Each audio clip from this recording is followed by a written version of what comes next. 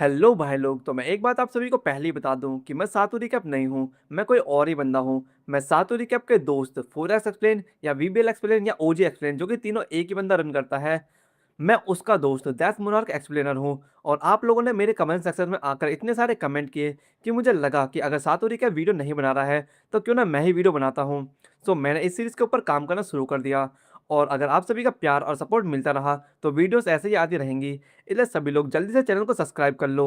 फेंगयुआन, बुरा हुआ। एकदम गड़बड़ हो गई।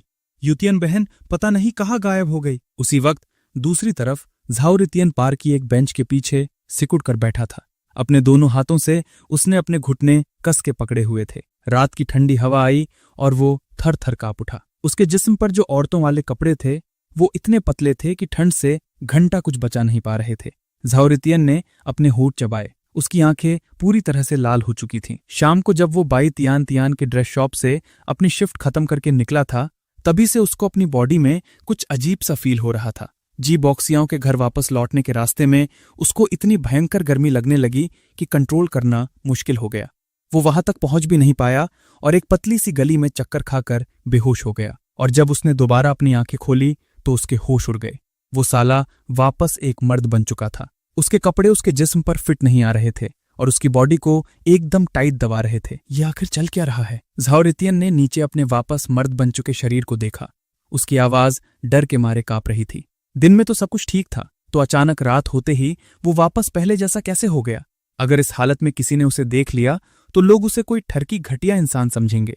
उसने अपनी पॉकेट्स चेक की, पर अंदर सब एकदम खाली था। वॉलेट, फोन, आईडी कार्ड, सब कुछ होटल में ही छूट गया था। अब उसके पास रुकने की कोई जगह नहीं थी और मुझसे मदद मांगने का तो सवाल ही पैदा नहीं होता था। वो जी बॉक्सियाओं के घर वापस जाने से डर रहा था।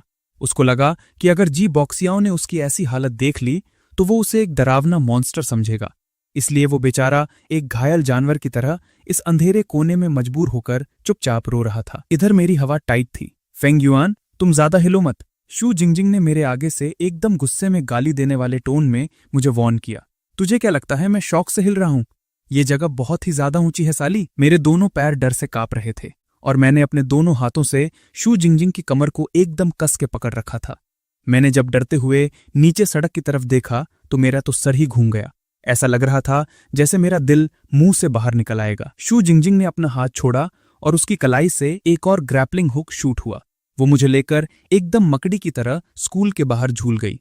हम दोनों एक के बाद एक बड़ी बड़ी बिल्डिंग्स के बीच से हवा को चीरते हुए निकल रहे थे। हवा मेरे कानों के पास से जोर से गुजर रही थी और अंदर ही अंदर मेरी आग लगी हुई थी। मैंने सोचा था कि जाओ युतिया को जी बोक्सियाओं के घर छुपाना एकदम सेफ गेम होगा। मुझे लगा था कि थोड़े टाइम के लिए उस पर कोई खतरा नहीं आएगा, पर किसने सोचा था कि रात होते ही इतना बड़ा कांड हो जाएगा। मेरा पहला रिएक्शन यही था कि ये सब उस कमीने लॉन्ग आउतिया की चाल है। उसकी औकात नहीं थी मुझे रोकने की, और उसकी किस्मत छीन लेने के बाद वो कमीना इतनी आसानी से हार थोड़ी मानेगा। हालांकि वो अभी भी हॉस्पिटल के बिस्तर पर पड़ा होना चाहिए, पर कौन जानता है कि उसने शेन चिंग क्यू या अपने किसी और टट्टू को झाओ टिया को किडनैप करने के लिए भेज दिया हो। मेरी परफेक्ट डायरेक्शन से हम दोनों बहुत जल्दी जी बॉक्सियों के मैंशन के पास पहुंच गए। हम आ गए। शू जिंगजिंग ने एकदम बैडास हवा में फ्लिप मारी और मुझे लेकर जी बॉक्सियों की हवेली के बालकनी में एकदम ठीक से लैंड कर गई। जी बॉक्सियाओ घबराया हुआ हॉल में इधर उधर चक्कर काट रहा था। जब उसने हम दोनों को आसमान से टपकते देखा तो उसकी ऐसी फटी कि वो जमीन पे गिरते गिरते बचा। साला, फेंगयुआन और साथ में शू ब्यूटी भी, तुम दोनों यहां कैसे? अरे छोड़, ये मैटर नहीं करता। जी बॉक्सियाओ दौड़ कर आया और उसने मेरे कंधे कस के पकड़ लिए। गायब हो गई, कहीं नहीं मिल रही। सच में गायब हो गई मेरी प्यारी बहन युतियन। मैंने झट से जी बॉक्सियाओ के हिलते हुए हाथों को दबाया और एकदम भारी आवाज में बोला, अबे तू ठंडे दिमाग से सोच और चुपचाप बता कि आखिर कांड क्या हुआ है। मुझे कुछ नहीं पता भाई, वो रोते हुए चिल्लाया। रात को क्लासेस खत्म होने के बाद मैं युतियन बहन को पिक करने ड्रेस शॉप पर गया था, पर जब मैं वहां पहुंचा तो बाकी वर्कर्स ने बोला कि वो तो पहले ही निकल चुकी है। फिर मैं अपनी गाड़ी भगा के सीधा घर आया, पर बटलर बोला कि वो तो घर आई ही नहीं। जी बॉक्सियाओ की डर के मारे हालत खराब थी। क्या ऐसा हो सकता है कि वो गलती से बस स्टॉप मिस करके आगे चली गई हो? शू जिंजिंग ने अचानक से बीच में टोक दिया। मैं और जी बॉक्सियाओ दोनों हैरानी से उसकी शक्ल देखने लगे। तब उसने शर्म से अपना सर खुजाया और बोली, क्योंकि मेरे साथ भी एक बार ऐसी ही गलती हुई थी। देखो जिंगजिंग, इसके चांसेस ना के बराबर है, मैंने बोला। अगर वो बस स्टॉप मिस भी कर देती तो कम से कम अब तक तो घर पहुंच चुकी होती ना। ठीक है, मैं और दिमाग लगाती हूं। सू जिंगजिंग वापस से अपना फोकस लगाने लगी ताकि वो अपनी सो कॉल्ड स्मार्टनेस का भौकाल दिखा सके। जी बॉक्सियाओ, क्या तुमने मैंशन के आसपास उसको ढूंढा? सू जिंगजिंग ने उसको घूरते हुए पूछा। जी बॉक्सियाओ ने जल्दी जल्दी हाँ में सिर हिलाया। अरे 100% भाई, मैंने पूरे इलाके का चप्पा चप्पा छान मारा है। सिक्योरिटी गार्ड से भी पूछा और सीसीटीवी कैमरास भी चेक किए। मेरी प्यारी यूटिया की एक झलक तक नहीं मिली। तुम्हें क्या लगता है, क्या किसी ने सच में उसको किडनैप कर लिया है? जो रास्ता वो रिटर्न आने के लिए लेती है, क्या तुमने वहां ढूंढा? मैंने उससे पूछा। वहां तो नहीं देखा यार, एरिया बहुत बड़ा है, मैंने बस थोड़ा ही हिस्सा छाना है। तो फिर एक काम कर, मैंने प्लान बनाते हुए कहा। तू जल्दी से ड्रेस शॉप के आसपास के एरिया में वापस जाकर सर्च मार। अगर तब भी कुछ नहीं मिला तो मैं टियांतिया से बोलकर सीसीटीवी चेक करवाऊंगा ताकि पता चले कि वो वहां से कितने बजे निकली थी। तब तक मैं और जिंगजिंग इधर से उस तरफ पैदल जाते हुए पूरे रास्ते चेकिंग करेंगे। डन भाई डन, मैं अभी निकलता हूं, इधर का मैटर तुम लोग देख लेना। जी बॉक्सियों ने बिना एक सेकंड वेस्ट किए सीधा स्टेयर से नीचे भागा और अपनी गाड़ी निकाल ली। जैसे ही वो निकला, मैंने सीधा सू जिंगजिंग से पूछा, जिंगजिंग मेरी बात सुन, क्या तू उसकी बॉडी के स्मेल से उसको ट्रैक कर सकती है? सू जिंगजिंग ने एकदम भड़कते हुए मुझे घूरा। ये कैसे हो सकता है बे? तू मुझे क्या समझता है, मैं कोई कुत्ता थोड़ी हूं जो बस सूख कर पता लगा लूंगी कि वो कहाँ गई है। मैंने थोड़ा शर्म से हंसते हुए बोला। अरे मुझे लगा तुम निंजा के पास कुछ अलग लेवल की पावर्स होती है यार। तभी अचानक जिंगजिंग को कुछ क्लिक हुआ। पर तुमने अब मुझे एक चीज याद दिला दी है। आज सुबह ही मैंने नोटिस किया था कि यूतिया बहन की बॉडी में चक्र का लेवल बढ़ रहा था। भले ही वो बहुत हल्का था, पर मुझे उसका फ्लो फील हुआ था। ये सुनते ही मेरे दिमाग की बत्ती जली। सही बात है, पहले सिस्टम ने मुझे बताया था कि झो रितियन की किस्मत एक लड़की बनने में थी, और एक बार लड़की बनने के बाद वो निंजा की पावर्स यूज कर सकती थी। क्या ऐसा तो नहीं कि उसकी पावर इनविजिबिलिटी या गायब होना है? साला, ये तो गेम के लेवल से थोड़ा ओवर पावर लग रहा है। मैंने तुरंत अपना ये आइडिया सू जिंगजिंग को बताया और उसने झट से अपना सर ना में हिला दिया। नो चांस भाई, मैं बचपन से ट्रेनिंग कर रही हूं और आज तक मैंने ऐसे किसी निंजुत्सु का नाम नहीं सुना जो किसी को पूरी तरह गायब कर सके। सू जिंगजिंग एक सेकंड के लिए रुकी, पर मुझे अभी भी याद है कि उसकी चक्रा एनर्जी कैसी थी। उसका चक्रा एकदम अजीब था और किसी से भी मैच नहीं करता था, इसलिए उसका पैटर्न मेरे दिमाग में एकदम क्लियर छप गया है। अगर हम उसके रास्ते से चले तो मैं आराम से ट्रैक कर लूंगी कि वो लास्ट टाइम किस जगह से गायब हुई थी। सच में? बाप रे, जिंगजिंग तू एकदम मास्टर निकली यार। जब मुझे लगा कि अब हमारे पास एक सॉलिड की है तो मेरे अंदर का हाइप एकदम फट के बाहर आ गया। ये तो होना ही था। उसने चौड़ी होते हुए एटीट्यूड में बोला, भाई 5 मटन स्क्यूवर्स लगा दे और एक किडनी भी रोस्ट कर दे। नमकीन मछली को एकदम कड़क जलाकर सेकना, साथ में एक स्प्रिंग भी भून दे और एक अलग से जुगाड़ चीट भी लगा दे। हाँ भाई, अभी लाया। अर्थ स्पिरिट किंग एक बारबेक्यू ठेले के सामने बैठा था। टेबल पर बियर की पूरी एक पेटी रखी थी और उसके दिल में अलग ही लेवल का दुख चल रहा था। जब मैं छोटा था और अपने बाप को दारू पीते देखता था तो मैं पूछता था कि ये दारू इतनी कड़वी होती है, फिर भी इसमें ऐसी क्या खास बात है? पर उन्होंने कभी कोई जवाब नहीं दिया। देखते ही देखते 20 साल गुजर गए और आज मुझे खुद इसका जवाब मिल गया है। ये सब पैसे के लिए है और किसी चीज के लिए नहीं, बस पहनचोद इस पैसे की टेंशन के लिए। उसने ग्लास को पूरा ऊपर तक भरा और एक ही सांस में पूरा घुटक गया।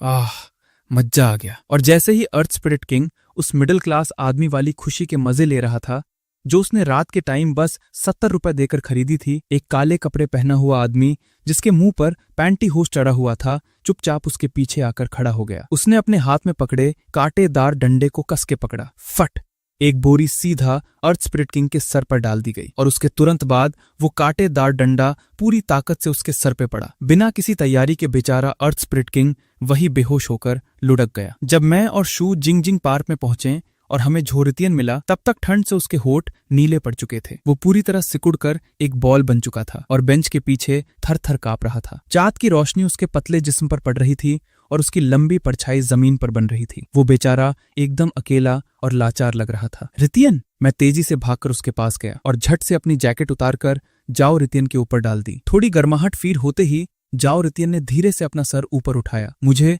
और सू जिंगजिंग को देखते ही उसकी आंखें तुरंत लाल हो गई और आंसू छलकने लगे। बड़े भाई, जाओ रितियन रोते हुए आवाज में बोला। बस 2 वर्ड ही बोल पाया था कि वो और कंट्रोल नहीं कर सका और सीधा मेरे गले लगकर जोर जोर से रोने लगा। मैंने हल्के हाथ से उसकी पीठ थपथपाई और धीरे से समझाते हुए बोला, कोई बात नहीं, सब ठीक है, हम आ गए हैं ना। तो आखिर ये चल क्या रहा है? पहले रितियन से यूटियन बन गया और अब यूतियन वापस रितियन बन गया। शू जिंगजिंग के चेहरे पर कंफ्यूजन साफ दिख रहा था। उसने अपना सर खुजाया। वहां खड़े लोगों में से सिर्फ मुझे ही पता था कि इसके पीछे का असली रीजन क्या था। जाओ रितियन ने सिसकते हुए मेरी छाती से अपना सर उठाया और रोते रोते बोला, सॉरी भाई, मैं खुद से ऐसे भागकर नहीं आना चाहता था। मैं अचानक से वापस अपने असली रूप में आ गया। मैं इतना डर गया था कि मुझे उस टाइम कुछ समझ ही नहीं आया कि मैं क्या करूं। मैंने उसके कंधे पर हाथ रखा और दिलासा देते हुए बोला, टेंशन मत ले, तू सेफ है, बस यही काफी है। पर सुन, अगर आगे से ऐसी कोई भी गड़बड़ होती है ना तो सबसे पहले मुझे कॉल करना। ऐसे खुद को अकेला मत छुपा लेना, समझा? झो रितियन ने एकदम चुपचाप किसी बच्चे की तरह हाँ में सर हिलाया। उसकी आंखों में मेरे लिए पूरी इज्जत और शुक्रिया था। शू जिंगजिंग वहीं नीचे बैठी और जाओ रितियन को ध्यान से घूरने लगी। रितियन, तू आखिर चेंज कैसे होता है यार? क्या तू ये मुझे भी सिखा सकता है? जाओ रितियन ने थोड़ा दिमाग पर जोर डालते हुए याद किया। मुझे बस अचानक से बॉडी में बहुत ज्यादा गर्मी फील होने लगी। उसके बाद चक्कर आए और जब आंख खुली तो मैं वापस ऐसा हो गया था। ये सुनते ही मेरे दिमाग की घंटी बजी। ऐसा लग रहा था कि ये सब उस किस्मत के ट्रिगर होने और खत्म होने से जुड़ा हुआ है। मैं ये सोच ही रहा था कि अचानक मेरी पॉकेट में फोन वाइब्रेट होने लगा। जी बो शियाओ का कॉल था। फोंगजुआन, तुम्हारी साइड क्या अपडेट है? क्या मेरी प्यारी यूतियन बहन मिली? जी बो शियाओ की आवाज से ही उसकी फटती हुई घबराहट साफ पता चल रही थी। हाँ मिल। मैंने फोन उठाकर बोलना शुरू ही किया था कि जाओ रितियन ने मेरा हाथ कस के पकड़ लिया। वो पागलों की तरह अपना सर ना में हिला रहा था। उसके चेहरे पर ऐसी घबराहट थी जैसे जान की भीख मांग रहा हो। बड़े भाई नहीं। जाओ रितियन की ऐसी लाचार शक्ल देखकर मेरे मुंह तक आई हुई बात वापस अंदर चली गई। मैंने थोड़ा रुककर फोन पर बोला, भाई तू टेंशन मत ले। यूतियन उसने अभी मुझे कॉल किया था। वो बोली कि उसको कुछ जरूरी सामान लेने अपने होम टाउन जाना पड़ा है। जी बॉक्सिया फोन के दूसरी तरफ थोड़ा शक में था। सच में? पर उसने मुझे क्यों नहीं बताया? मेरी तो डर के मारे जान निकल गई थी। मैंने अपनी आवाज को एकदम नॉर्मल रखते हुए एक्टिंग की। शायद इसलिए नहीं बताया ताकि तू फालतू में टेंशन ना ले। उसको इतनी जल्दी निकलना पड़ा कि उसे टाइम ही नहीं मिला। तू दिमाग खराब मत कर अपना। जैसे ही वो लौटेगी मैं उसको सबसे पहले तुझे कॉल करने को बोलूंगा। मैंने कॉल काट दिया और जोहरतिन की तरफ देखा। जोहरतिन अपने होंठ चबा रहा था और मुझसे नजरें चुरा रहा था। बड़े भाई, मैं अभी ऐसी हालत में हूं, अगर जी बॉक्सिया और भाई ने मुझे ऐसे देख लिया ना तो वो मुझे सच में कोई अजीब मॉन्स्टर समझेंगे। वो मेरे साथ बहुत अच्छे से पेश आते हैं। मैं नहीं चाहता कि वो मुझसे नफरत करे और मैं आप लोगों के लिए भी कोई मुसीबत नहीं बनना चाहता। तो एक काम करते हैं ना, रितियन आज रात हमारे हॉस्टल रूम में रुक जाएगा। ये बोलते ही शू जिंगजिंग की आंखें एकदम चमक उठी। ये कैसे हो सकता है? हमारे कमरे में उसके सोने की जगह ही कहाँ है? मेरी तो आंखें ही फटी की फटी रह गई। हाँ भाई, ये कैसे ठीक रहेगा? जाओ रितियन ने भी मेरा साथ देते हुए हिचकिचाकर बोला। क्यों ठीक नहीं रहेगा? अभी इस टाइम वापस कोई होटल का रूम लेने जाओगे तो फालतू का पैसा बर्बाद होगा। तुम्हें तो बस पैसे उड़ाने का शौक है। तुम्हें पता भी है जब मैं पहले ट्रेनिंग करती थी तो कितनी बुरी हालत थी मेरी। उस टाइम मैं, चिंक्यू दीदी और बाकी दूसरे बच्चे एक ही टूटी फूटी खाट पर ठूस ठूस कर सोते थे। मुझे उसकी इस बात पर थोड़ी हंसी आ रही थी, पर जब मैंने देखा कि शू जिंगजिंग किसी बच्ची की तरह एकदम सीरियस होकर बोल रही है तो मुझे समझ नहीं आया कि मैं इसको क्या जवाब दूं। अरे यार, एक एक्स्ट्रा इंसान के एडजस्ट होने में कोई दिक्कत नहीं होगी।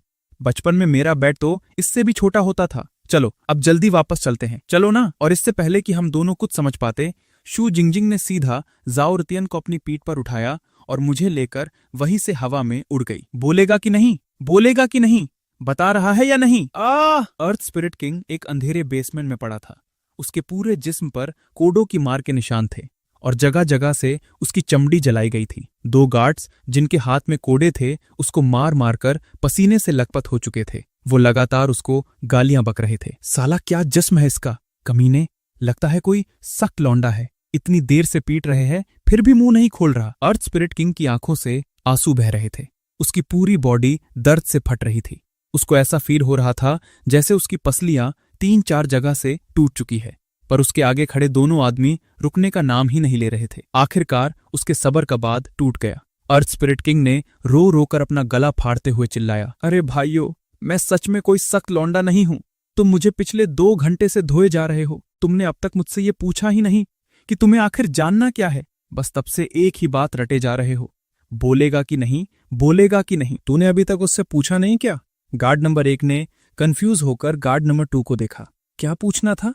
गार्ड नंबर 2 का भी चेहरा एकदम ब्लैंक था। मुझे भी नहीं पता भाई, ऑर्गेनाइजेशन ने बोला था कि इस काम के लिए एक्स्ट्रा कंट्रीब्यूशन पॉइंट्स मिलेंगे, तो मैं चला आया। तो क्या करे, आगे पीटना शुरू करे? लगता तो यही है। अर्थ स्पिरिट किंग की शक्ल एकदम हेल्पलेस हो चुकी थी। वो बेचारा बस लाचार होकर अपनी आंखों से इन दोनों बेवकूफों को वापस अपनी तरफ आते हुए देख सकता था। तुम लोग क्या कर रहे हो यहाँ? अचानक बेसमेंट का लोहे का दरवाजा धीरे से खुला और जिस पैंटीहोज वाले आदमी ने अर्थ स्पिरिट किंग को बेहोश किया था वो दरवाजे पर खड़ा था। बस इस बार उसके सर पर जो पैंटीहोज था वो लाल रंग का था। उस पैंटीहोज वाले आदमी ने जब फ्रेम पर बंधे हुए और बुरी तरह पिटे हुए अर्थ स्पिरिट किंग को देखा तो उसका चेहरा ऐसे बन गया जैसे उसको बहुत गहरा सदमा लगा हो। उसने एक जोर की लात मारकर उन दोनों गार्ड्स को हवा में उड़ा दिया जो वापस पीटने की तैयारी कर रहे थे। वो तेजी से भागकर अर्थ स्पिरिट किंग के सामने आया, उसके जख्म चेक किए और फिर पीछे मुड़कर दोनों गार्ड्स पर दहाड़ मारकर चिल्लाया, किसने बोला था बे तुमको उसको पीटने के लिए? हाँ, मैं तुमसे पूछ रहा हूं, किसने बोला इस पर हाथ उठाने को? अरे स्पिरिट किंग, आपने ही तो अभी कहा था कि इसको जान से मारने तक पीटना है, और आपने ही बोला था कि तब तक पीटना जब तक ये उठने के लायक ना बचे। वो दोनों कंफ्यूज्ड गार्ड्स जमीन पर पड़े अपने पिछवाड़े सहलाते हुए और भी ज्यादा दिमाग से जीरो हो गए थे। वो एकदम रोते हुए चेहरे से उस पैंटीहोज वाले को देख रहे थे। मैंने कब ऐसी बातें बोल दी? अर्थ स्पिरिट किंग मेरा भाई है। भले ही उसने ऑर्गेनाइजेशन को धोखा दिया हो, पर वो अब भी मेरा भाई है। तुम दोनों अभी के अभी यहां से दफा हो जाओ, मैं खुद इससे पूछताछ करूंगा। उस पैंटीहोज वाले ने उन दोनों को एकदम मौत वाली घूर दी, अपने हाथ की मुट्ठी हवा में घुमाई और छाती पीट पीट कर एक्टिंग करते हुए बोला। उन दोनों गार्ड्स की आगे कुछ बोलने की औकात नहीं हुई। वो दोनों बस जमीन पर रेंगते और लुढ़कते हुए बेसमेंट से बाहर भाग गए। भाई, तूने बहुत दर्द सहा है। उस पैंटीहोज वाले ने एकदम शर्मिंदा फेस बनाकर अर्थ स्पिरिट किंग के जिस्म से वो लोहे की चेन्स खोल दी। अर्थ स्पिरिट किंग बस चुपचाप इस नमूने की ओवर एक्टिंग देख रहा था। उसे कैसे समझ नहीं आता कि ये कमीना उसके सामने गुड कोप बैड कोप का नाटक कर रहा है। वो पैंटीहोज वाला अपना मगरमच्छ के आंसू वाला नाटक कंटिन्यू करते हुए बोला, इन दोनों बेवकूफों को हाथ चलाने की कोई अकल नहीं है। मैं तो बस तुझे थोड़ा डराना चाहता था। मैंने नहीं सोचा था कि ये तुझे इतनी बुरी तरह पीट देंगे। मैं सच में शर्मिंदा हूं भाई। फायर स्पिरिट किंग, तू अपनी माँ की आंख ये क्या फालतू एक्टिंग कर रहा है बे? अर्थ स्पिरिट किंग का गुस्से से दिमाग फट रहा था। आखिर उससे रुका नहीं गया और उसने सीधा गालियां बकनी शुरू कर दी। अगर आज मेरी हालत इतनी बुरी नहीं होती ना, और मैं अपने चक्रा को यूज कर पाता, तो मैं आज इस कमीने को जिंदा गाड़ देता। तुझे कैसे पता चला कि ये मैं हूं? फायर स्पिरिट किंग का मुंह खुले का खुला रह गया। उसकी आंखों में एकदम भयंकर शौक था। तू अगर राख भी बन जाए ना, तो भी मैं तुझे पहचान लूंगा। तेरे इस घटिया दिमाग के अलावा कौन सा नमूना मिशन पे आते वक्त अपने सर पर लाल रंग का पैंटीहोज पहनता है? अर्थ स्पिरिट किंग की इस बात ने फायर स्पिरिट किंग को एकदम ऑकवर्ड कर दिया। उसने शर्म से अपने सर पर लगाए हुए लाल पैंटीहोज को छुआ और अपनी बेइज्जती छुपाने के लिए 2 बार खांसने लगा। चल ठीक है, जब तू पहचान ही गया है तो अब मैं भी एक्टिंग नहीं करूंगा। फायर स्पिरिट किंग ने एक झटके में अपना पैंटीहोज फाड़ कर निकाल दिया और अपना वो चेहरा दिखाया जिस पर स्कार्स भरे पड़े थे। अर्थ स्पिरिट किंग, तेरे दिमाग में आखिर चल क्या स्टूट कह रहा है? चल मान लिया कि तू वहां से भाग गया, कोई बात नहीं, पर तेरी हिम्मत कैसे हुई लॉन्ग फैमिली के यंग मास्टर पर हाथ उठाने की? तेरे दिमाग पर गधे ने लात मारी थी क्या? अर्थ स्पिरिट किंग ने अपने अंदर ही अंदर हंसना शुरू कर दिया। इस ऑर्गेनाइजेशन के सभी लोग एकदम नल्ले और रद्दी हैं। सालों को एक नकली लॉन्ग फैमिली के यंग मास्टर ने चुतिया बना रखा है। अच्छा हुआ जो मैं असली यंग मास्टर से मिल लिया। जब आगे चलकर यंग मास्टर को पता चलेगा कि ऑर्गेनाइजेशन का जांगचंग ब्रांच इतना कचरा और लाचार है, तो वो गुस्से में आकर ऊपर वालों को बोलकर इस छोटे से ब्रांच को जड़ से उखाड़ फेंकेंगे। मेरा यहां से पहले ही निकल जाना एकदम सही डिसीजन था। अर्थ स्पिरिट किंग का ये मजाक उड़ाने वाला एक्सप्रेशन देखकर फायर स्पिरिट किंग की धड़कन तेज हो गई।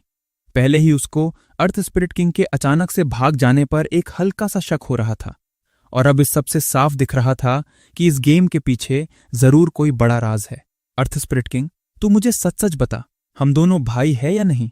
फायर स्पिरिट किंग एकदम से खिसक कर अर्थ स्पिरिट किंग के सामने आया। उसके चेहरे के एक्सप्रेशंस बहुत कॉम्प्लेक्स थे। एक तरफ वो बहुत जल्दी में था और दूसरी तरफ भीख मांगने जैसी शक्ल बना रखी थी।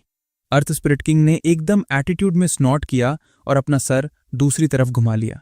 भाई, तूने अपने आदमियों से मुझे कुत्ते की तरह पिटवाया है और अब तू मुझसे भाईचारे की बात कर रहा है। ये मत सोच कि मुझे नहीं पता। जो तू अभी कर रहा था वो बिल्कुल जानबूझकर था। फायर स्पिरिट किंग के चेहरे पर वापस थोड़ी शर्म आ गई और वो जल्दी से अपनी सफाई देते हुए बोला, भाई, अभी जो हुआ वो एकदम मिसअंडरस्टैंडिंग थी। मैं तो बस ऊपर वालों का ऑर्डर फॉलो कर रहा था यार। तू भी तो जानता है ना कि हम लोग इस ब्रांच में अपनी रोजी रोटी कमा रहे हैं, तो क्या ऊपर वालों की बात नहीं मानेंगे? पर सच बोलूं तो मेरा दिल अभी भी तेरी ही साइड है। अबे जा चल, तेरे इस नौटंकी पर मुझे घंटा फर्क नहीं पड़ने वाला। तुझे मुझे मारना है, काटना है, जो उखाड़ना है उखाड़ ले, लेकिन एक बात याद रख, आज तू मुझ पर जो हाथ उठाएगा ना, उसका अंजाम झेलने की तेरी औकात नहीं है। ये बात सुनते ही फायर स्पिरिट किंग के माथे से पसीना छूटने लगा। अर्थ स्पिरिट किंग की इस बात का सीधा मतलब यही था कि उसके पीछे किसी का बहुत बड़ा सपोर्ट है, और इससे उसका वो जो शक था वो अब पूरी तरह से पक्का हो गया। क्या इसका मतलब ये है? तू खुद सोच ले। मैं तो बस इतना ही कहूंगा, जो लोग इस ऑर्गेनाइजेशन में अभी भी रुके हुए हैं, उनके पास आगे जाकर मौत के अलावा और कोई रास्ता नहीं बचेगा। इधर दूसरी तरफ मेरी हवा अलग टाइट थी। जिंगजिंग, तुझे क्या हुआ अचानक? जल्दी अंदर आना। मैं एकदम कंफ्यूज होकर खिड़की के बाहर लटकी हुई शू जिंगजिंग को देख रहा था। मुझे कुछ समझ नहीं आ रहा था कि जब उसने मुझे और जाओ रितियन को उड़कर हॉस्टल की बालकनी तक ठीक से पहुंचा दिया है, तो वो आखिर इतनी देर से खुद अंदर क्यों नहीं आ रही? मैं नहीं आ सकती। शू जिंगजिंग एकदम घबराई हुई बालकनी की खिड़की को घूर रही थी, और उसकी आंखों में एक अजीब सा डर साफ दिख रहा था। मुझे तो घंटा आइडिया नहीं था कि आखिर इस खिड़की से शू जिंगजिंग को ऐसी क्या दिक्कत हो रही है। जिंगजिंग दीदी, अपना हाथ मुझे दो, मैं आपको अंदर खींच लेता हूं। जाओ रितियन ने अंदर आते ही जल्दी से अपना हाथ शू जिंगजिंग की तरफ बढ़ाया। मुझे अभी याद आया कि मुझे थोड़ा जरूरी काम था। बस इतना बोलते ही शू जिंगजिंग श करके वहीं से सीधा बिल्डिंग से नीचे कूद गई, और अगले ही सेकंड वो रात के अंधेरे में पूरी तरह से गायब हो गई। मैं और जो रितियन बस खड़े खड़े एक दूसरे की शक्ल देखते रह गए। मैंने तो सपने में भी नहीं सोचा था कि शू जिंगजिंग अचानक से ऐसी अजीब हरकत करके भाग जाएगी। भाई, क्या जिंगजिंग दीदी ठीक तो है? खुक खुक। मैंने खांसी का बहाना करते हुए अपना गला साफ किया और बोला, मेरे प्यारे भाई रितियन, तू बिल्कुल टेंशन मत ले। मैंने सबसे पहले एकदम चुपचाप चोरों की तरह बालकनी से अपने कमरे का दरवाजा खोला। मैंने चेक किया कि रूम में बाकी सारी स्कूल ब्यूटीज गहरी नींद में सो रही हैं या नहीं। जब तसल्ली हो गई, तभी मैंने एकदम आहिस्ता से बिना आवाज किए जाओ रितिया को अपने साथ कमरे के अंदर लिया। पूरे रूम में एकदम भीनी भीनी सी लड़कियों वाली परफ्यूम की महक फैली हुई थी। जाओ रितिया की तो डर के मारे हवा टाइट थी। वो एकदम सिकुड़ कर चल रहा था और पूरी कोशिश कर रहा था कि उससे जरा सी भी आवाज ना हो। उसकी आंखों में एक अजीब सी क्यूरियोसिटी और घबराहट साफ दिख रही थी। मैंने इशारा करके उसे सू जिंगजिंग के बेड की तरफ दिखाया और उसे वहां सोने को कहा। जाओ रितिया एक सेकंड के लिए हिचकिचाया, पर फिर उसने चुपचाप अपना सर हाँ में हिला दिया। मैं एकदम आराम से बेड की सीढ़ियों पर चढ़ा, और जैसे ही जाओ रितिया सू जिंगजिंग के बिस्तर पर लेटने ही वाला था, अचानक ही लिंगलिंग ने नींद में करवट ली। ये देखकर जाओ रितिया की इतनी फटी कि वो डर के मारे हवा में उछलने ही वाला था। मैंने झट से उसको पकड़ा और बेड पर दबा दिया और अपने होठों पर उंगली रखकर चुप रहने का इशारा किया। मैंने उसको आंखों से ही वॉर्न किया कि गलती से भी मुंह से आवाज मत निकालना। जाओ रितिया इतना डर गया था कि उसने अपनी सांस तक रोक ली। उसका दिल उसकी छाती में इतनी जोर से धड़क रहा था जैसे फट के बाहर आ जाएगा, और उसकी आंखें डर से फटी की फटी रह गईं। थोड़ी देर तक हम दोनों ऐसे ही पुतले बने रहे। जब मैंने देखा कि ही लिंगलिंग की तरफ से और कोई मूवमेंट नहीं हुई, तब जाकर मेरी जान में जान आई। आज रात के लिए बस यहां सो जा, कल सुबह मैं तेरे लिए कोई ना कोई जुगाड़ सोचता हूं। मैंने धीरे से जू रितिया को दिलासा दिया और उसके बगल में आराम से लेट गया। पर मैं भी गलती से ज्यादा हिल नहीं रहा था, क्योंकि मुझे डर था कि अगर बाकी ब्यूटीज उठ गईं तो रायता फैल जाएगा। बड़े भाई, तो आप सच में जिंगजिंग दीदी और तियन तियन दीदी लोगों के साथ एक ही कमरे में रहते हो? जाओ रितिया ने अपनी आवाज एकदम दबाते हुए पूछा, और उसकी आंखों में भयंकर हैरानी थी। मैंने थोड़ा शर्म से ऑकवर्ड वाली हंसी हंसी और उसको हल्के से थपथपाया। मैंने इशारा किया कि चुपचाप सो जा भाई, पर लगता है जाओ रितिया के अंदर का रेडियो ऑन हो चुका था। उसकी चुल नेक्स्ट लेवल पर थी। बड़े भाई, तो क्या आपकी लाइफ तो एकदम जन्नत होगी ना, इतनी सारी सुंदर लड़कियों के साथ रूम शेयर करना? जाओ रितिया ने हल्के हल्के बड़बड़ाना कंटिन्यू रखा, और उसके चेहरे पर एक अजीब सी जलन और जलन भरी खुशी थी। मेरी आंख फड़क उठी। जन्नत मेरा घंटा, जब से एडमिशन लिया है एक दिन सुकून का नहीं मिला। हर दिन किसी न किसी टॉप ब्यूटी के साथ सोना पड़ता है। तुझे क्या पता ये कितना ऑकवर्ड होता है? रोज इनकी वो घिनौनी वाली नजरें झेलनी पड़ती हैं। तुझे क्या पता मैं कितने दर्द में हूं? हर रोज बाई टियान टिया के नर्म पैरों से कुचला जाना पड़ता है। तुझे अंदाजा भी है ये कितनी बेइज्जती वाली बात है? और ऊपर से पता नहीं किस मनहूस घड़ी में इस सिस्टम ने मुझे चुन लिया। अब मुझे उस कमीने लॉन्ग ऑटियन और उसके वर्ल्ड एंडिंग थ्रेट से भिड़ना पड़ता है। उसकी लॉन्ग फैमिली की इतनी बड़ी औकात और पावर्स, और साला ये निंजाज और पता नहीं क्या क्या। और मैं खुद क्या हूं? मेरी तो औकात ही देखने लायक नहीं है। एकदम आम सड़क छाप कॉलेज स्टूडेंट, एक साधारण सा अमीर बाप का बेटा, चाइना की टॉप 200 और जियांगचंग की नंबर 1 कंपनी का एक आम सा यंग मास्टर, जो नॉर्मली बस 2-4 महंगे कपड़े पहनकर ठीक ठाक इंसानों जैसा दिखने की एक्टिंग करता है। और साला रूम भी लड़कियों के साथ शेयर करके सोना पड़ता है। और मेरे सपोर्ट में कौन है? बस एक एकदम लल्लू और गधा सिस्टम। इन सब के अलावा आखिर मेरी औकात ही क्या है? मैं आखिर हूं क्या बे? मेरा दिल अंदर ही अंदर गुस्से और दुख से फट रहा था। मैंने धीमी आवाज में जाओ रितिया को डांट लगाते हुए बोला, फालतू की बातें सोचना बंद कर और चुपचाप सो जा। जाओ रितिया बेचारा चुपचाप डरकर शांत हो गया। जब मेरी आंखें नींद के मारे बंद हो रही थीं और मैं बस सपनों की दुनिया में घुसने ही वाला था, बड़े भाई जाओ रितिया अचानक से फिर बोल पड़ा, आपको क्या लगता है जिंगजिंग दीदी ज्यादा सुंदर हैं या तियान तिया दीदी ज्यादा सुंदर हैं? मुझे इतनी भयंकर नींद आ रही थी कि बस पूछ मत। पर जाओ रितिया के इस सवाल ने मेरी ऐसी हवा टाइट की कि मेरी सांस ही अटक गई। मैंने अपने गुस्से को किसी तरह दबाकर रखा और अपनी आवाज को जितना हो सके धीमा करते हुए बोला, रितिया ये सोने का टाइम है, ये फालतू के सवाल मत पूछ और चुपचाप सो जा। पर लगता है जाओ रितिया को मेरी आवाज का गुस्सा समझ ही नहीं आया था। वो अपनी ही धुन में आगे बोलता गया, मुझे तो लगता है जिंगजिंग दीदी और टियानटियन दीदी दोनों ही एकदम टॉप लगती हैं, पर जिंगजिंग दीदी की वाइब थोड़ी अलग ही है, शायद इसलिए क्योंकि उनको कुंफू आता है। और हाँ, नाना दीदी वो भी बहुत ज्यादा खूबसूरत है। मेरा दिमाग इतना खराब हो चुका था कि मेरा मन कर रहा था एक थप्पड़ मार के जाओ रितिया को वहीं मार डालूं। मैंने ब्लैंकेट से अपना पूरा सर ढक लिया और अंदर से ही भारी और गुस्से वाली आवाज में बोला, सुन छोटे, अगर तूने आगे एक वर्ड भी और बोला ना तो कसम से तुझे उठाकर खिड़की से बाहर फेंक दूंगा। थोड़ी देर बाद कानों में खर्राटों की आवाज आने लगी। इधर बेड पर जाओ रितिया नींद न आने की वजह से बार बार करवटें बदल रहा था।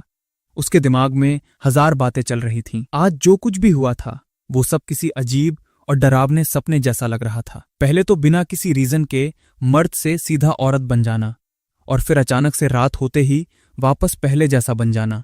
इन सब अजीब चेंजेस ने उसको पूरी तरह हिलाकर रख दिया था। उसका दिल डर से भरा हुआ था।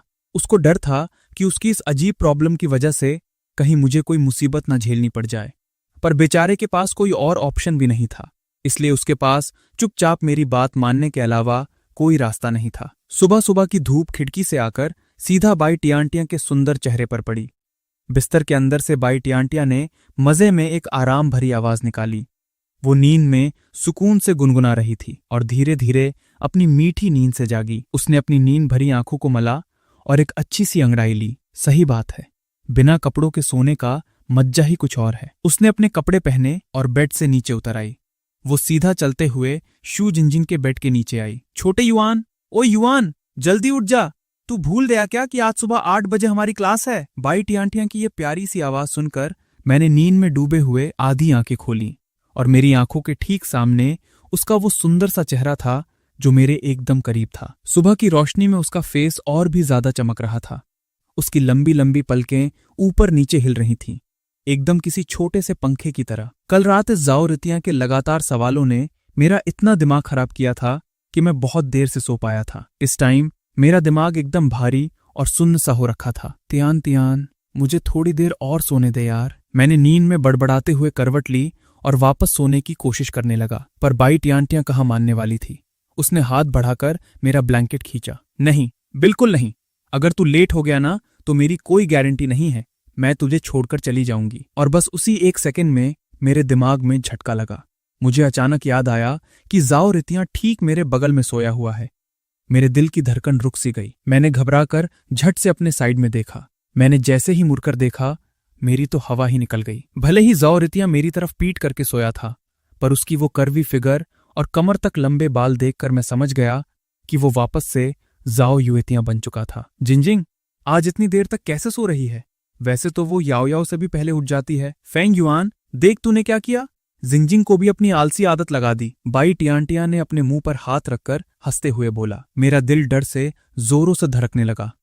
मैंने जल्दी से ब्लैंकेट खींचकर जाओ युवतिया का सर भी ढक दिया और हकलाते हुए बाई टियांतिया से बोला, टियांतिया, वो क्या है ना, जिंजिंग ने कल रात बहुत देर तक अपनी ट्रेनिंग की थी, तो वो थक गई है, उसको थोड़ी देर और सोने दे। बड़े भाई, मेरा दम घुट रहा है। मैंने पूरी ताकत से ब्लैंकेट को दबा कर रखा ताकि जाओ युवतियां की आवाज गलती से भी बाहर न चली जाए। बाई टियांतिया ने हल्का सा माथा सिकुड़ा। उसको मेरा रिएक्शन थोड़ा अजीब तो लगा, पर उसने जल्दी मचाते हुए बोला, चल ठीक है, मैं ब्रश करने जा रही हूं। अगर आज तेरी वजह से मैं लेट हुई ना तो लात मार मार के तेरी जान निकाल दूंगी। ब्लैंकेट के अंदर जाओ युवतियां बेचैन होकर हिलने लगी और उसके मुंह से रोने जैसी आवाज आने लगी। हाँ, मैं बस उठ ही रहा हूं। मेरे माथे से डर के मारे ठंडे पसीने छूटने लगे। मैंने और घबराकर ब्लैंकेट को कस के दबा दिया। बाई टियन ने अपना सर टेढ़ा किया और उसकी घूरती हुई नजरें उस फूले हुए ब्लैंकेट और मेरे बीच घूमने लगी। छोटे युआन, ये आखिर तू कर क्या रहा है? तू इतना अजीब क्यों बिहेव कर रहा है? कहीं तूने इस ब्लैंकेट के अंदर कुछ छुपा कर तो नहीं रखा है? ये बोलते ही उसने ब्लैंकेट खींचने के लिए अपना हाथ आगे बढ़ाया। लग गए लोडे, ये बाई टियन इतनी चालाक औरत है, अब तो पक्का भांडा फूट जाएगा। मैंने झट से अपना हाथ आगे करके बाई टियन को रोका और अपने चेहरे पर एक झूठी सी स्माइल चिपकाकर बोला, तियन, सच में कुछ नहीं है, तू ऐसे फालतू में दिमाग मत चला। बाई टियन ने अपनी भवें ऊपर चढ़ाई। उसकी आंखों में अभी भी शक था, पर उसने जबरदस्ती ब्लैंकेट नहीं खींचा। उसने मुझे घूरा, दाल में कुछ काला है, तू आज सच में बहुत अजीब लग रहा है। मेरे दिल की धड़कन तो 100 की स्पीड पर भाग रही थी। मैं अपना दिमाग दौड़ाकर इससे बचने का रास्ता सोच रहा था, पर बाहर से मैंने एक्टिंग कंटिन्यू रखी। तियन, देखना, जिंगजिंग इतने दिनों बाद आराम से सो रही है, हमें उसको डिस्टर्ब नहीं करना चाहिए। बाई टियन ने अपनी आंखें और छोटी की और अचानक से मेरे एकदम करीब आ गई। उसका चेहरा मेरे चेहरे से इतना पास था कि मैं उसकी गर्म सांस से अपने गालों पर फील कर सकता था। सच में? तो फिर तू इतना फट क्यों रहा है? तेरे तो कान तक लाल हो चुके हैं। बाई टियन की इस हरकत ने मेरी हवा और टाइट कर दी। मैं हकलाते हुए अपनी सफाई देने लगा। मैं तो बस लेट होने से डर रहा हूं, उसी चक्कर में गर्मी लग रही है। पर उस ब्लैंकेट के अंदर जाओ युएंतियन सांस लेने के लिए जान लगा रही थी और वहां से हल्की हल्की आवाज आई, बड़े भाई, मैं घुट के मर जाऊंगी। ब्लैंकेट के अंदर की हलचल सुनते ही बाई टियन के चेहरे का रिएक्शन 1 सेकंड में बदल गया और उसके होठों पर एक शैतानी मुस्कान आ गई। ओह, ऐसा क्या? तो फिर ये क्या है? और इससे पहले कि मैं कुछ समझ पाता, उसने झटके से ब्लैंकेट खींच दिया। नहीं, रुक जाओ! फंग युआन, तू 1 नंबर का ठरकी है। बाई टियन की चीख सुनकर बाकी सारी लड़कियां झटके से नींद से उठ गई और दौड़कर चेक करने आई कि आखिर मैटर क्या हुआ है। बाई टियन लड़खड़ाते हुए अपनी आंखों पर हाथ रखकर सीधा टंगनाना की छाती में जा घुसी। उसका पूरा चेहरा शर्म से टमाटर की तरह लाल था। नाना दीदी, फंग युआन ने वो मेरे साथ गंदी हरकतें कर रहा है। तंग नाना और बाकी सबको अब जाके समझ आया और उन्होंने घूमकर बेड पर मेरी तरफ देखा। मैंने तुझे बोला था ना कि ब्लैंकेट मत हटा। मैं बेड पर एकदम मॉडल वाले स्टाइल में पोजिंग करते हुए लेटा था ताकि मैं अपने पीछे छुपी जाओ युएंतियन को पूरी तरह हाइड कर सकूं। मेरे जिस्म पर बस एक हाफ पैंट थी और साला सबसे बड़ा कांड ये था कि उस हाफ पैंट के क्रॉट एरिया पर मेरी खुद की सेल्फी छपी हुई थी। फेंग युआन, तुम सु याओ याओ ने शर्म से अपना मुंह दोनों हाथों में छुपा लिया, पर फिर भी अपनी उंगलियों के बीच से छुप छुप कर मुझे घूर रही थी। ही लिंगलिंग सीधा चलकर आई और मेरी शॉर्ट्स को पकड़कर खींचते हुए मेरा मजाक उड़ाने लगी। ओहो फंग युआन, तू तो बहुत बड़ा नार्सिसिस्ट निकला बे। तूने ऐसी छपरी शॉर्ट्स कस्टम मेड बनवाई है? खत्म, मेरी सारी इज्जत मिट्टी में मिल गई। असल में ये शॉर्ट्स हाई स्कूल के मेरे कुछ दोस्तों ने मजे लेने के लिए कस्टम बनवाई थी, पर इसका कपड़ा इतना आरामदायक था कि मैं इसको नाइट पैंट बनाकर पहनने लगा। पर एक अच्छी बात यह थी कि इस नमूने कपड़े ने बाकी सारी स्कूल ब्यूटीज का ध्यान भटका दिया था और किसी ने मेरे ठीक पीछे छुपी जाओ युएंतियन को नोटिस नहीं किया। तंग नाना ने बाई तियन को गले लगा रखा था और वो घूरते हुए मेरे शर्टलेस अपर बॉडी को देख रही थी। उसने अपना थूक घोटते हुए सोचा, अच्छा तो फंग युआन के पास भी एबीएस है, तभी तो उस दिन उसमें इतनी ताकत थी। जब सारी ब्यूटीज का फोकस उस अजीबो गरीब स्लीपिंग शॉर्ट्स पर था, मैंने मौका देखकर अपने पीछे जाओ युटियान को आंखों से इशारा किया कि भूल कर भी कोई आवाज मत निकालना। जाओ युटियान मेरी पीठ के पीछे एकदम सिकुड़ कर बैठी थी, सांस लेने तक से डर रही थी। उसका दिल जोरों से फड़फड़ा रहा था कि कहीं पकड़ी ना जाए। टैंग नाना ने माथा सिकुड़ा, उसके गाल लाल हो गए और अपना फेस दूसरी तरफ घुमाकर बोली, फांग युआन, तू लड़कियों के कमरे में इस हालत में कैसे रह सकता है? जल्दी जा और कपड़े पहन कर आ। मैंने जल्दी से वापस ब्लैंकेट खींचा और जाओ युटियान को ढक दिया। मैं ऑकवर्डली हंसते हुए बोला, खोक खोक, ठीक है, सब लोग अपनी आवाज हल्की रखो। कहीं तुम्हारे चीखने से जिंगजिंग उठ ना जाए। ये सुनकर सारी लड़कियों ने अपनी आवाज थोड़ी धीमी कर ली ताकि सू जिंगजिंग की नींद खराब ना हो। मैंने फटाफट अपने कपड़े पहने और बेड से नीचे कूद गया। अंदर ही अंदर मुझे बहुत राहत मिली थी कि मैंने उन सब का ध्यान थोड़ी देर के लिए तो भटका दिया है, पर मुझे बहुत अच्छे से पता था कि ये सिर्फ थोड़ी देर की ही राहत है। मुझे जल्दी से कोई सॉलिड प्लान सोचना होगा ताकि मैं ज़ाओ यूतियान को बिना किसी के नोटिस किए बाहर निकाल सकूं, वरना अगर उन्होंने इसको देख लिया तो मैं जिंदगी भर ये मैटर क्लियर नहीं कर पाऊंगा। इस वक्त हे लिंगलिंग अभी भी बाज नहीं आई थी और मेरी फनी स्लीपिंग शॉट्स का मजाक उड़ा रही थी। टैन नाना ऊपर से गुस्से में लग रही थी, पर बीच बीच में मुझे चोरी छिपे देख रही थी। सू याओ याओ वही बगल में खड़ी थी। उसका फेस अभी भी शर्म से लाल था और उसकी नजरें कभी मुझे तो कभी बेड पर पड़े उस फूले हुए ब्लैंकेट पर अटक रही थी। बाई टियन ने मुझे गुस्से से खींचा और बोली, तो अब यहाँ क्या खड़ा है? जाना जल्दी से सामान पैक कर, थोड़ी देर में सच में क्लास के लिए लेट हो जाएंगे हम। नाना दीदी की ड्रेस में ऑफ शोल्डर डिजाइन पक्का होना चाहिए, इससे उनका फिगर और भी ज्यादा किलर लगेगा और मैचिंग भी आसानी से हो जाएगी। याओ याओ दीदी के लिए वो एकदम क्यूट है ना, तो उन पर लाइट पर्पल कलर बहुत जचेगा। और जिंगजिंग तो थोड़ी एटीट्यूड और ठंडी वाइब वाली है, तो उसके लिए एकदम सिंपल एंड क्लासी ठीक रहेगा। लिंगलिंग दीदी का बाई टियान मेरे साथ चलते हुए एकदम फुल एक्साइटमेंट में बाकी सारी स्कूल ब्यूटीज के ड्रेस डिजाइन्स और उनकी प्लानिंग के बारे में लगातार बोल रही थी, और मैं बस हाँ सही बात है बोलकर उसको हवा में टाल रहा था। मेरा पूरा दिमाग अभी सिर्फ ज़ाओ यूटियान के कान पर अटका हुआ था। मैं बस अंदर ही अंदर ये दुआ कर रहा था कि ज़ाओ यूटियान थोड़ा दिमाग चलाए। जैसे ही ये सारी ब्यूटीज रूम से बाहर निकलेगी, वो सही मौका देखकर कमरे से निकल ले। ओए छोटे युआन, तू मेरी बात सुन भी रहा है या नहीं? बाई तियान अचानक से रुक गई और अपने दोनों गाल फुलाकर गुस्से में मुझे घूरने लगी। बिल्कुल सुन रहा हूं तियान, तू उन ड्रेसेस में पक्का एकदम बॉम्ब लगेगी। मैं अचानक से होश में आया और जल्दी जल्दी अपना सर हिलाकर उसकी बातों में हाँ मिलाने लगा। कमीने फैंग युआन, तू सच में मेरी बातों पर बिल्कुल ध्यान नहीं दे रहा था ना?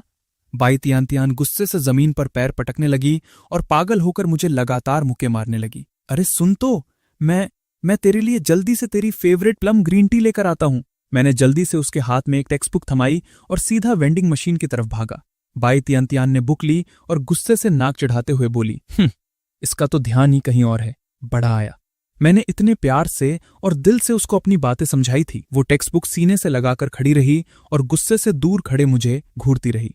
उसने ऐसे ही बोर होकर उस बुक के कुछ पेजेस पलटे और फिर अपने होठ सिकुड़ कर बोली, छी कितनी गंदी हैंडराइटिंग है इसकी। तभी उसके दिमाग में एक चुल मची। उसने उस टेक्स्ट बुक के अंदर छिपी हुई फाउंटेन पेन निकाली और वहीं बैठ गई। उसने बुक को अपने पैरों पर रखा और देखा कि उस पेज पर मेरी गंदी सी राइटिंग में फैंग युआन लिखा था। उसने उस घटिया हैंडराइटिंग के ठीक बगल में एकदम सुंदर और ठीक ठाक राइटिंग में वापस मेरा नाम लिख दिया। फिर उसने उसके नीचे मेरा डिपार्टमेंट और ईयर भी एकदम मस्त तरीके से सेट कर दिया। मेरी वो बेकार और कूड़े जैसी राइटिंग उसकी साफ सुथरी और नीट राइटिंग के आगे और भी ज्यादा बेकार लग रही थी। उसने अपना ये मास्टरपीस देखा और खुश होते हुए हल्के से हाँ में सर हिलाया। अब लग रहा है ना सही? पर ऐसा क्यों लग रहा है कि अभी भी कुछ कमी है? बाई तियान एक सेकंड के लिए पेन रोककर सोचने लगी। हाँ, मिल गया। उसने वापस पेन उठाई और फैंग युआन के आगे एक इक्वल टू का साइन लगा दिया। फैंग युआन बराबर बड़ा वाला गधा, और उसने उसके आगे एक सुअर का चेहरा भी ड्रॉ कर दिया। बाई तियान अपनी इस घटिया सी ड्राइंग को देखकर अंदर ही अंदर बहुत खुश हो रही थी और एटीट्यूड में अपना सर हिला रही थी। ये ले तियान तेरी कोल्ड ड्रिंक। मैं एकदम पीछे से आया। बाई तियान ने घबराकर जल्दी से वो बुक बंद की। उसके गाल शर्म से थोड़े लाल हो गए थे। उसने झट से वो बुक मेरे हाथ में थमा दी और थोड़ा अकड़ कर बोली, चल ठीक है, तेरा स्पीड सही था। उसने उस प्लम ग्रीन टी की बोतल का ढक्कन खोला और जल्दी से एक बड़ा घूंट लिया ताकि वो अपनी उस हरकत को छुपा सके। पर जब उसको अपनी वो ड्राइंग याद आई तो वो अपने मुंह पर हाथ रखकर दबे हुए हंसने लगी। उसके चेहरे की वो हंसी किसी भी तरह कंट्रोल नहीं हो रही थी।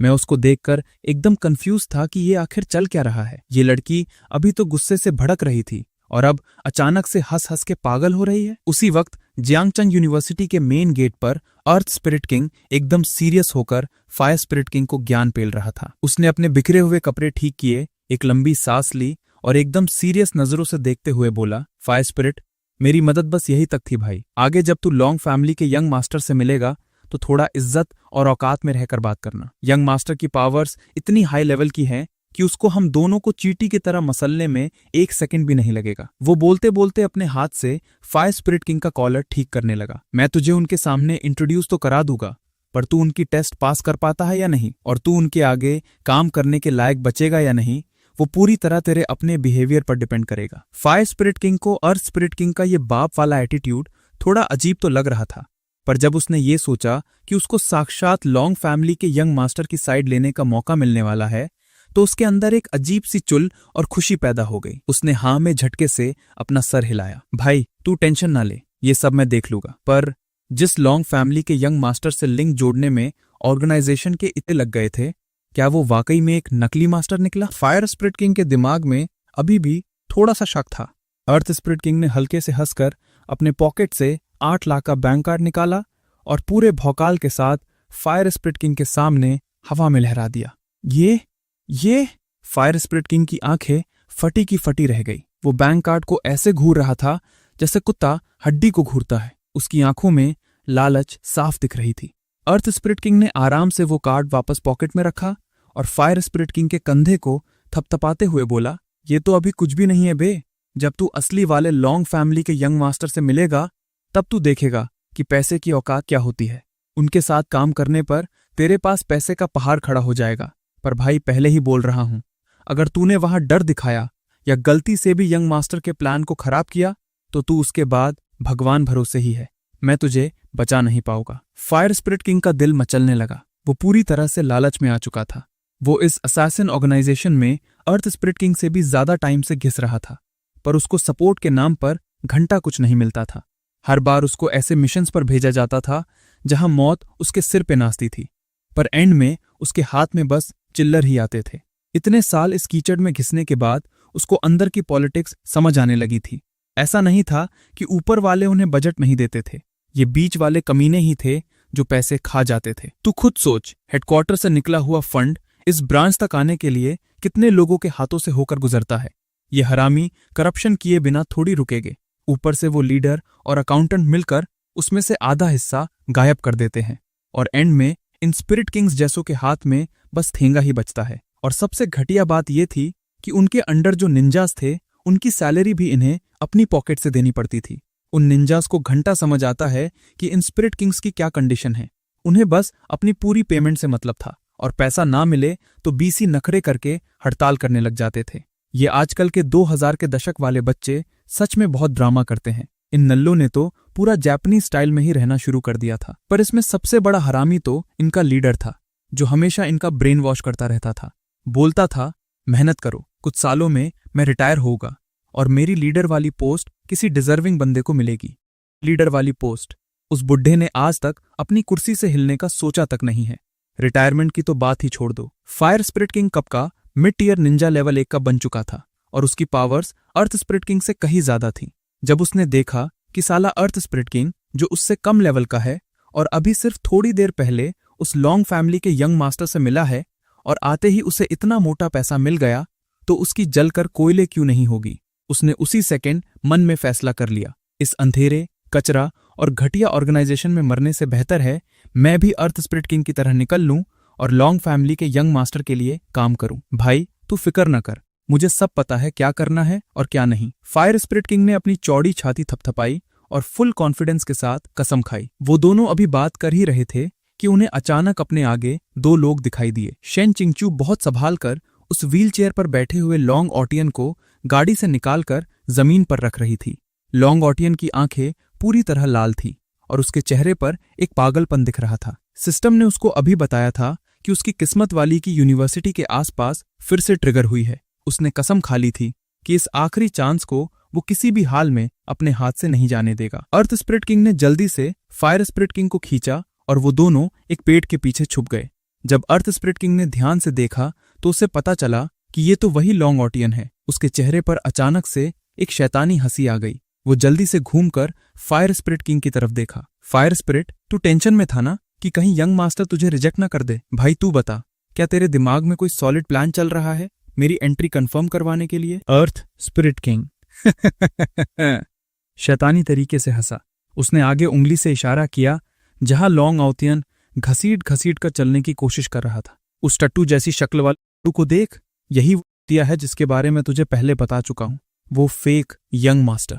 अर्थ स्पिरिट किंग ने अपनी आवाज हल्की की, पर उसकी आंखों की भूख नहीं छुपी। जा और उसे दबा के पेल, अपनी पावर और लॉयल्टी दिखा। हो सके तो वीडियो भी रिकॉर्ड कर लेना, ताकि हम यंग मास्टर को दिखा सकें। किसे पता, शायद वो खुश होके तुझे परमानेंट बेसिस पे अपने पास रख ले। फायर स्पिरिट किंग के दिमाग के तार उलझ गए। उसने डरते हुए पूछा, भाई तुझे लगता है ये काम करेगा? कहीं ऐसा ना हो लेने के देने पड़ जाए और असली यंग मास्टर मेरी इस हरकत पर गुस्सा हो जाए। अर्थ स्पिरिट किंग ने औकात दिखाते हुए मुंह बनाया और बोला, अपने भाई पर भरोसा रखना मेरे शेर, मैं उसे चक चुका हूं। वो फेक यंग मास्टर एक नंबर का लल्लू है, फट्टू और डरपोक। हाँ, बस उसके साथ वो जो लड़की है ना, बस वो ही थोड़ी डेंजरस है, बाकी सब फुसकिया बॉम्ब। सुन, मैं उस निंजा लड़की का ध्यान भटका दूंगा, तू बस उस फेक यंग मास्टर को पीट पीट के सुझा देना। देखना, असली यंग मास्टर को तेरी औकात और लगन दिख जाएगी। फायर स्पिरिट किंग ने अपने दांत पीसे और आखिर में लालच डर पर हावी हो गया। डन, ठीक है, जैसे तू बोले। दोनों शैतानों की तरह हंसे और अपना गेम प्ले करने निकल पड़े। शाम के 6 बज चुके थे। जब मैं डांस स्टूडियो के दरवाजे पर पहुंचा, तभी बाई तियन का मैसेज आया, यूतियन बहन शॉप पर ही है, तू टेंशन मत ले, ठीक है ना? ये पढ़कर मेरी जान में जान आई। लगता है जाओ यूतियन बिना किसी पंगे के चुपचाप रूम से निकलने में कामयाब हो गया था। अब मैं थोड़ा रिलैक्स फील कर रहा था। मैंने अपना फोन जेब में रखा, पर मेरे सामने वाले डोर हैंडल को देखते ही मेरी थोड़ी हवा टाइट होने लगी। मुझे अच्छे से पता था कि कल जो डांस पार्टनर वाला कांड हुआ था, उससे टंग नाना पक्का भड़की हुई होगी। भले ही टंग नाना के साथ डांस कंपटीशन में हिस्सा लेने से मेरे जीतने के चांसेस बहुत ज्यादा थे, पर मैं क्या करता? मैं पहले ही बाई तियन को हाँ बोल चुका था। अगर मैं अपनी बात से पीछे हटता तो वो बाई तियन मुझे कच्चा चबा जाती। पर तंग नाना की वो उदास शक्ल याद आते ही मुझे अंदर से बहुत बुरा लग रहा था। मैंने एक लंबी सांस ली और अपना दिमाग सेट करके हिम्मत जुटाई और डांस स्टूडियो का दरवाजा खोल दिया। आ गया तू? ही लिंगलिंग जमीन पर बैठी बोर होते हुए अपना फोन चला रही थी। मुझे अंदर आते देखकर उसने कैजुअली बोला, लिंगलिंग तू यहाँ? नाना कहाँ है? मेरा चेहरा एकदम कंफ्यूज था। क्यों?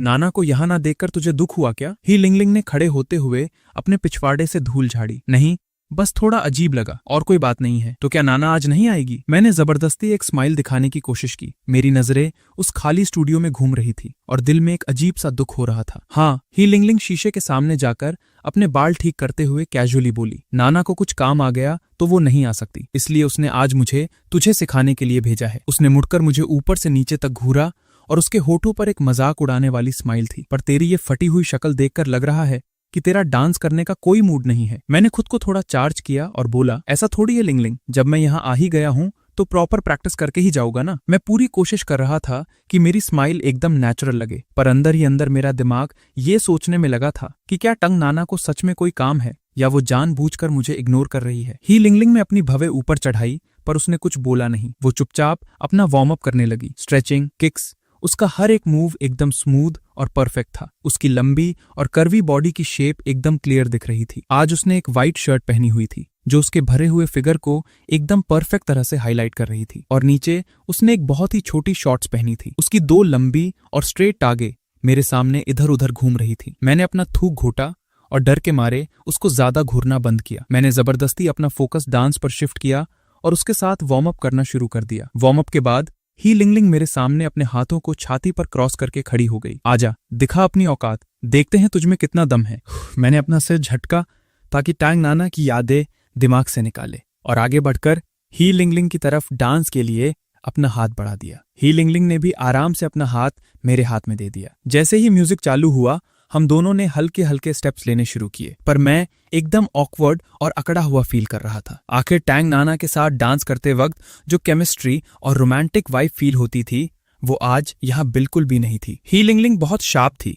उसने तुरंत नोटिस कर लिया कि मैं ऑकवर्ड फील कर रहा हूँ। वो मजे लेते हुए बोली, कहीं तुझे डर तो नहीं लग रहा कि मैं तुझे कच्चा चबा जाऊंगी? रिलैक्स कर भाई, बीट को फॉलो कर। थोड़ी देर ऐसे ही डांस करने के बाद ही लिंगलिंग ने अचानक मेरा हाथ छोड़ दिया। रुक जा, रुक! ही लिंगलिंग ने अपने स्टेप्स रोके और मुझे एकदम जज करने वाली नजरों से घूरते हुए बोली। उसकी भवें गुस्से से सिकुड़ गई थी। साला ये क्या नाच रहा है तू? एकदम बेजान और ढीला। तेरे मूवमेंट्स में ना दम है और ना ही कोई रिदम। नाना ने तो कहा था कि तुझे चैंपियन बनना है। इस नल्ले डांस के साथ तू फ्रेशर्स पार्टी में अवार्ड जीतेगा। सॉरी यार लिंगलिंग, मुझे खुद नहीं पता क्या हो रहा है। शायद आज मेरा फॉर्म ठीक नहीं है। ही लिंगलिंग ने हल्के से स्नॉट किया। फॉर्म ठीक नहीं है? तू यहाँ कोई वीडियो गेम खेल रहा है क्या? साफ दिख रहा है कि तेरा दिमाग कहीं और ही घूम रहा है। वो जानबूझकर मेरे एकदम करीब आई। उसकी सांसों की महक मुझे फील हो रही थी। तो क्या बोलता है? मैं अभी नाना को कॉल लगाऊं और उसको बताऊं कि तू कितना घटिया डांस कर रहा है। ये सुनते ही मेरी हवा टाइट हो गई। नहीं नहीं नहीं, लिंगलिंग रुक, एक लास्ट चांस दे। इस बार मैं पक्का पूरे फोकस के साथ डांस करूंगा। छोड़ दे भाई, जिस हालत में तू है ना, 100 बार भी नाचेगा तो ऐसा ही हगेगा। ही लिंगलिंग वहां से हटकर शीशे के आगे लगी बार पर टिक कर खड़ी हो गई। उसने अपनी वाटर बॉटल उठाई, एक घूंट पानी पिया और वापस एक शैतानी स्माइल के साथ मुझे देखने लगी। चल बता अब। बताऊं क्या? मैंने डम बनने की एक्टिंग की। ही लिंगलिंग ने अपनी आंखें घुमाई। तू और नाना के बीच आखिर चल क्या रहा है? मेरे सामने नाटक करने की कोशिश मत कर। कल ही मुझे फीड हो गया था कि तुम दोनों के बीच कोई लोचा चल रहा है। पक्का कोई गड़बड़ है। मैं थोड़ी देर के लिए चुप रहा। मुझे समझ आ गया था कि ही लिंगलिंग से कुछ भी छुपाना नामुमकिन है। इसलिए मैंने उसको डांस पार्टनर वाले झमेला की सारी स्टोरी शर्त में सुना दी। हाँ, ऑफ कोर्स वो जो किस वाला पार्ट था उसको मैंने स्मार्टली स्किप कर दिया। स्टोरी सुनने के बाद ही लिंगलिंग अपनी हंसी कंट्रोल नहीं कर पाई और हंसने लगी। तेरा दिमाग खराब है सच में। खुद के पैर पर कुल्हाड़ी मारना कोई तुझसे सीखे। नाना अंदर से बहुत प्राउड लड़की है। भले ही वो बाहर से कुछ ना बोले, पर तूने इतनी जल्दी किसी और को अपना पार्टनर बना लिया, ये बात उसके दिल पर पक्का लगी होगी। मेरा चेहरा उतर गया। यार मुझे क्या पता था कि बाद में नाना मेरा पार्टनर बनने के लिए मान जाएगी, पर उधर मैं टियान टियन से भी प्रॉमिस कर चुका था। मुझे कुछ समझ नहीं आ रहा कि मैं क्या करूं। ला अपना फोन मुझे दे। मैं थोड़ा कंफ्यूज था, पर फिर भी मैंने आज्ञाकारी बच्चे की तरह अपना फोन ही लिंगलिंग को दे दिया। ही लिंगलिंग ने फोन पकड़ा, मेरी उंगली खींचकर फिंगरप्रिंट से स्क्रीन अनलॉक किया। उसने झट से टैंग नाना का चैट ओपन किया और खटाखट टाइपिंग शुरू कर दी। बेबी, मुझे पता है मेरी गलती है, प्लीज मुझे माफ कर दो ना। अरे तू ये क्या कर रही है लिंगलिंग? मैंने फोन छीनने की कोशिश की, पर ही लिंगलिंग ने बड़ी स्पीड से मुझे डच कर दिया। चुपचाप खड़ा रह, मैं तेरी ही हेल्प कर रही हूँ। ही लिंगलिंग ने बिना स्क्रीन से नजरें हटाए बड़ी स्पीड से टाइप करना कंटिन्यू रखा। तुझसे तो कुछ उखाड़ा नहीं जाएगा, इसलिए मुझे फील्ड में उतरना पड़ा। लो भाई, सेंड हो गया। जब मैंने देखा कि इस पागल लड़की ने सच में मैसेज भेज दिया तो मेरी तो दुनिया ही घूम गई। मेरे दिमाग के फ्यूज उड़ गए। लिंगलिंग, ये तूने क्या आफत ला दी? नाना ये मैसेज पढ़ेगी तो और ज्यादा भड़क जाएगी। अरे तुझे क्या पता, लड़कियों को यही सब बातें पसंद आती है। अगर तू खुद बताने जाता तो वही रोते हुए हकलाता रहता। इस तरह सीधे सीधे सॉरी बोलने से शायद ज्यादा बढ़िया इफेक्ट हो। ही लिंगलिंग ने हवा में हाथ हिलाते हुए एकदम बिंदास एटीट्यूड में बोला, पर आगे जो हुआ उसकी तो मैंने सपने में भी उम्मीद नहीं की थी। ये मैसेज भेजे हुए अभी मुश्किल से 10 सेकंड ही हुए थे कि टैंग नाना की वॉइस कॉल आ गई। खत्म, अब मैं खत्म, आज खत्म, अब मैं खत्म, आज तो मेरी मौत पक्की है।